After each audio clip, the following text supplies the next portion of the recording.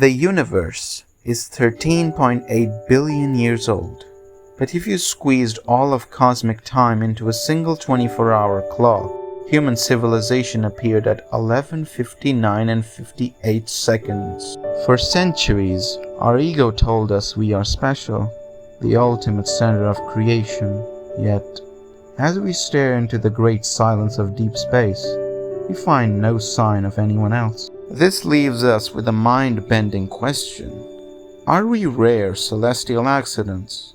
Or are we just terrifyingly early to the cosmic party? What if humanity isn't the final peak of intelligence? What if we are the pioneers, the very first eyes the universe has ever used to see itself?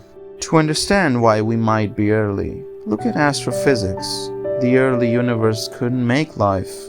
The first generation of stars was made almost entirely of hydrogen and helium. No iron for blood, no carbon for organic chemistry, no silicon for planets.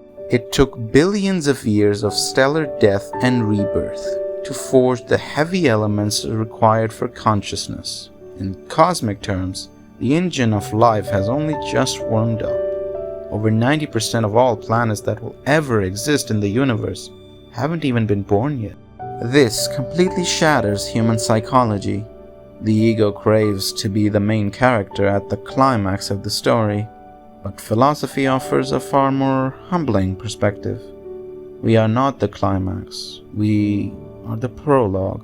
For billions of years, the cosmos expanded in pitch-black silence, unobserved, unremembered, unloved, until consciousness emerged. Through human curiosity, the universe finally opened its eyes. We may not be special because of who we are, but because of when we are.